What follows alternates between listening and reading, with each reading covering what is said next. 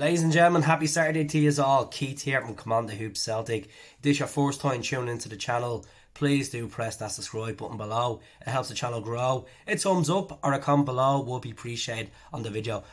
My voice is a bit dodgy, folks. Don't mind it. I will wing it through. Massive game today before the international break. 3 o'clock kickoff at Celtic Park. It's on Celtic TV as well. We're playing Ross County, a team that's on fire at the moment. They've only lost one game in the last 7.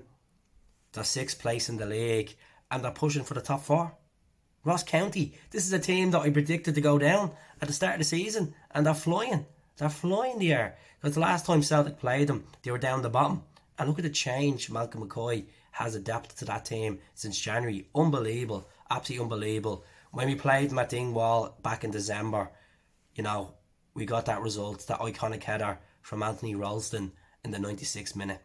What a massive moment in the season. Down to 10 men as well. Starfelt got sent off that night, which should never have been a sending off.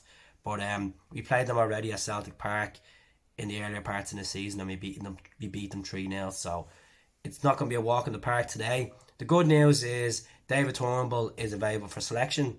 James Forrest is out, unfortunately. He picked up a knock against Dundee United at Tannadice in the Cup. And Jota and Abada are back. We were all kind of asking the question the other night before the game, where's Jota, where's Abada? Ange wanted to rest him. He said about David Turnbull. David Turnbull could have been available for selection last Monday, but he wanted to give him a bit more time in training, and he's been impressed with him since he came back. Kyogo, the situation with Kyogo, he's light training at the moment. He's just doing light running. Pictures of him training with the team the other day, but he's not obviously taking part in physicality of the football side of it. So he has an international break just to rest, get himself up to speed in some aspect. I can't see him being ready for Rangers on the 3rd of April. I just can't see him, as I said. Semi-finals at Hampden, possibility. Maybe St Johnstone in the league, home game, possibility. But today, this is not going to be a walk in the park. We have a sellout crowd today as well. Potentially Celtic will be playing 5 games at home in the remaining 8 fixtures, and every game, home or away, is going to be like a cup final. Fans are going to get uneasy. They're going to be nervous. They're going to be at them, and we need to get them early goals to calm everyone down. And we've seen what it was like against St Mirren recently. There was pressure on them, and they came out in the second half and they smashed St Mirren. So my starting lineup will be Joe Hart in goal. It's a no-brainer, as I always say. Josef Jovanovic, right back. Greg Taylor, congratulations getting into the Scotland squad. He's proven me wrong, the hard work he's putting in.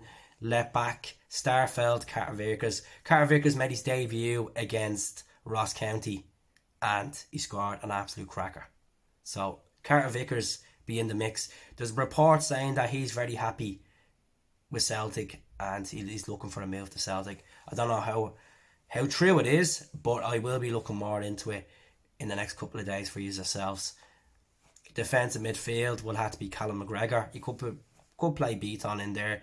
I think Callum McGregor at home, more comfortable on the ball. We have a lot of ammunition in the midfield. I'm going to go with Rio Atate and Tom Rogic with them 2 boys. Look, Arroyo could play. He's been called up for the Denmark squad, the under-21 squad. Atate will be on international duty for Japan as well. Right wing, James Forrest is not available today, so you have a choice between Abada, you can play Jota there, or you can play Karamoko. So I'm going to go with Liel Abada, bring him back into the side. We know what Abada is made of. On the left, it's a head scratcher. Going to go with Jota, bring Jota back into the mix. Look, we want to play as much football as we can before his loan move ends, and there is a possibility that we could sign him in the summer. But we got to be ambitious, we got to win the league, and we got to suit what suits Celtic and the player, meeting both avenues there. So, and then up front, Giakoumakis. I thought Giakoumakis was outstanding the other night. Look, at Maeda was the man of the match. I think Maeda as a sub will be a good addition today to bring him off the bench. David Turnbull could come off the bench. Karamoko could come off the bench. Matt O'Reilly could come off the bench, Anthony Ralston, Welch.